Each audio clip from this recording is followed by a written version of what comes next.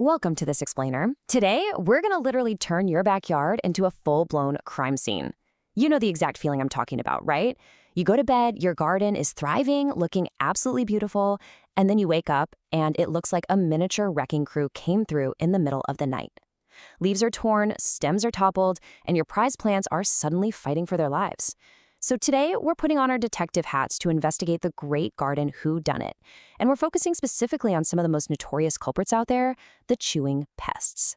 It is just a universal frustration for literally any gardener.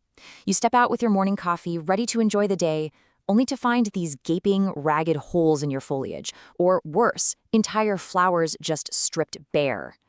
So who or what actually did this? Was it a beetle? Was it a hungry caterpillar? Something else entirely?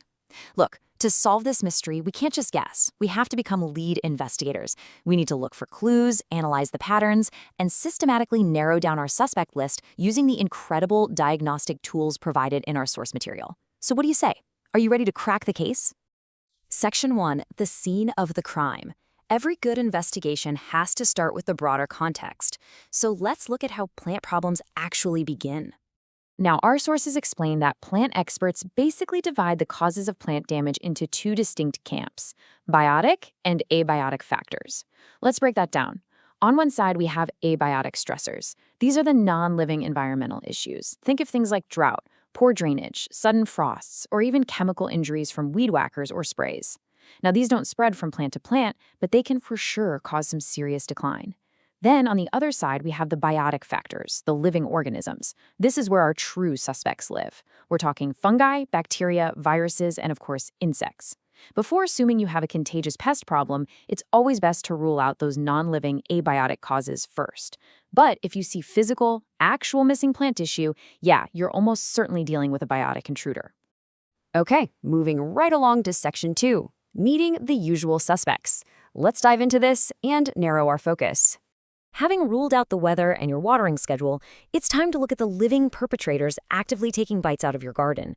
While there are lots of biotic issues, insect pests are the obvious, visible suspects when it comes to structural damage. But here's the thing, the specific damage they leave behind isn't just random. It varies wildly based on two things, their feeding behavior and the size of their population. You really can't just treat bugs as a single category. You have to understand how they eat to figure out who they are. To understand that, we need to look at the two main feeding types, chewing versus sucking insects. This is an absolutely crucial distinction. Sucking insects like aphids, whiteflies, or thrips, they have these tiny, needle-like mouthparts. They pierce the plant and suck out the sap, which causes subtle physiological disruptions. The plant might look puckered, or maybe it has this sticky, glistening coating on it called honeydew. But chewing insects, oh, they are all about blunt force structural removal. Equipped with actual mandibles, insects like beetles and caterpillars physically tear away chunks of the leaf, stem, or fruit. And today we are putting out a warrant specifically for those chewers.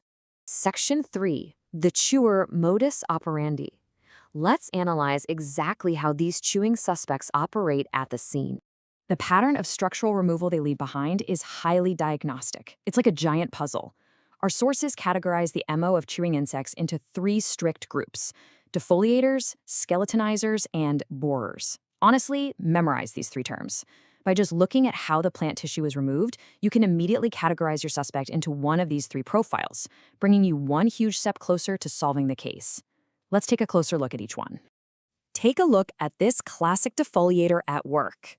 Defoliators like this striking caterpillar or the notorious tomato hornworm and cabbage worm, they do not mess around. I mean, they can consume entire leaves practically overnight. Their MO involves creating these large, irregular holes, and they often concentrate their feeding right along the leaf edge or the midrib. In severe cases, they might eat the entire leaf, literally leaving absolutely nothing behind except the thickest central vein. It is a total smash and grab job. And this brilliantly illustrates our second profile, the skeletonizers. See these Japanese beetles actively swarming and feeding? And then look at the devastating aftermath right next to it. Skeletonizers have a much more delicate, albeit totally destructive, feeding pattern. They specifically target the soft, tender tissue directly between the leaf veins, while leaving the tough vascular network completely intact. The result is this spooky, ghostly, lace-like skeleton of a leaf. If you see this very specific pattern, you're almost certainly dealing with Japanese beetles, Colorado potato beetles, or certain softfly larvae. Finally, we have the borers.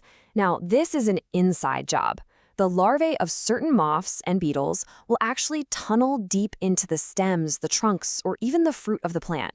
Because they're hiding away inside, you might not even see the insect at all. Instead, the telltale symptom is the sudden total collapse or wilting of the plant part above the boring site, while the rest of your garden looks perfectly fine. A classic example here is the squash vine borer, which can take down a massive, otherwise healthy squash plant in just a matter of days. It's heartbreaking. Section 4, Analyzing the Physical Evidence. We know their MO, so now let's process the crime scene and read the clues.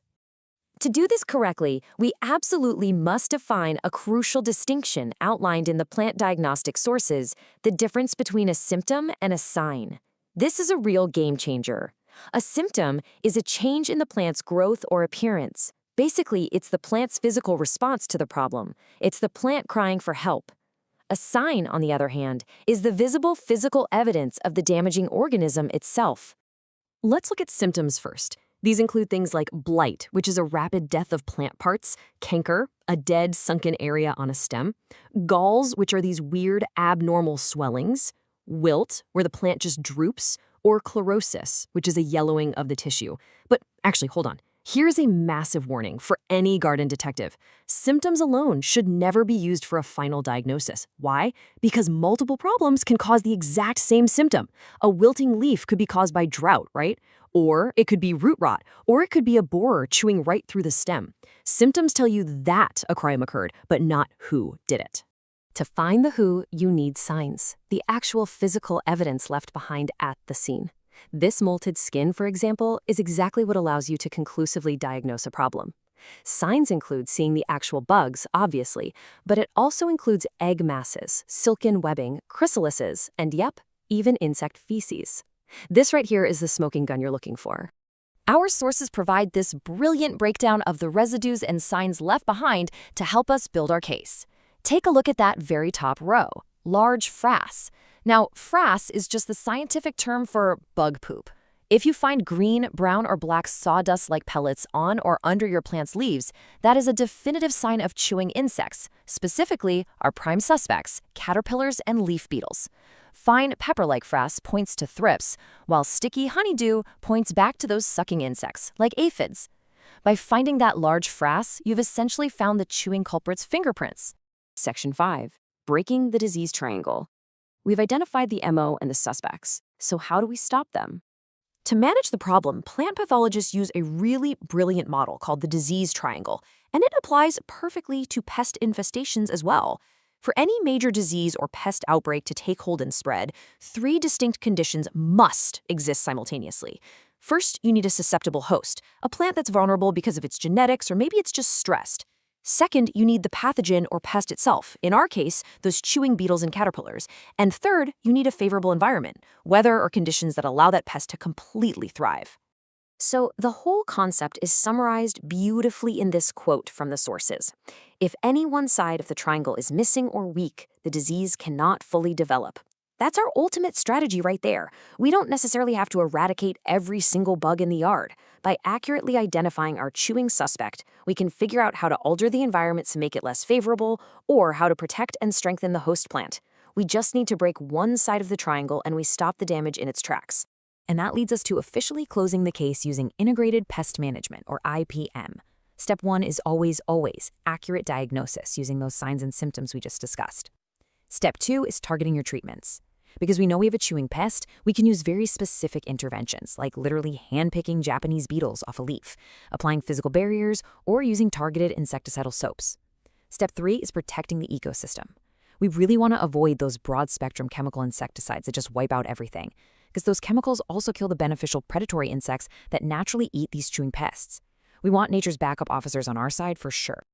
Well, we have covered a lot of ground today, from the jagged MO of defoliators and skeletonizers to the absolutely critical difference between a plant's symptom and a pest's physical sign.